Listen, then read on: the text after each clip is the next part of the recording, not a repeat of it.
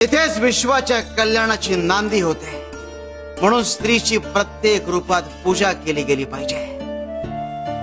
मातेच्या, भगिनीच्या, पत्नीच्या आणि गुरुच्या रूपात। परंतु ही समाजाची शोकांतिका आहे। एक समाज स्त्रीला पायाखाली तुडवतो आणि एक समाज तिला देवाऱ्यात बसवतो। परंतु स्त्रीला केवळ उपभोगाची वस्तू मानणे किंवा पूजेचा विषय बनवणे या दोन्ही गोष्टीत अज्ञान आहे। स्त्रीला तिच्या संपूर्ण अस्तित्वासह माणूस म्हणून सन्मान दिला गेला पाहिजे। कारण एक स्त्री जेव्हा माणूस म्हणून स्वाभिमानाने जगेल तेव्हाच हे जग खऱ्या अर्थाने सुखी आणि समृद्ध होईल। आपल्या संस्कृतीत आकाश हे पुरुष तत्व आहे आणि भूमी हे स्त्री तत्व आहे। आकाश स्थिर आहे पण पृथ्वी सृजनशील आहे। ती जन्म देते, पोषण करते, सर्वांवर प्रेम करते, आधार देते। तीच मायने सगळ्यांचे पालन पोषण करते। पण जेव्हा अन्याय आणि अत्याचाराच्या मर्यादा ओलांडल्या जातात तेव्हा ती सर्वांचा विनाशही करू शकते। स्त्रीचंही तसेच आहे। प्रत्येक स्त्रीने ही गोष्ट लक्षात ठेवली पाहिजे।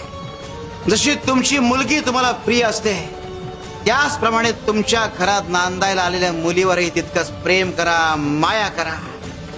सासू सुनेचे, नणंद भाऊजाईचे नाते जेव्हा प्रेमाचे होईल त्या दिवशी प्रत्येक घरात सुख शांती नांदेल। आमच्या इंद्रावतीची ही गोष्ट तुम्हाला हेच सांगते। शिव शंकर शंभो।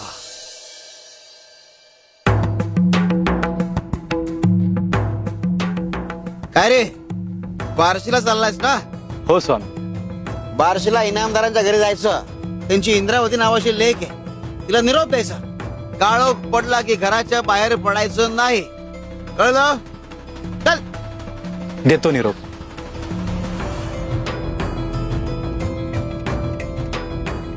भक्ताला हे करणं गरजेचं आहे की आपलं भलं कशावरून ठरता।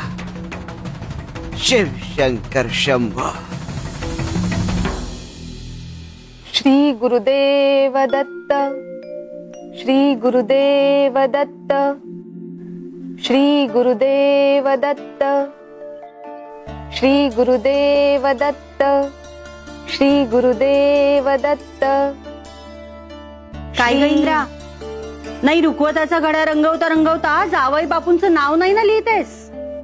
काय घाई, काही असतं तुझं। अगं गंमत केली।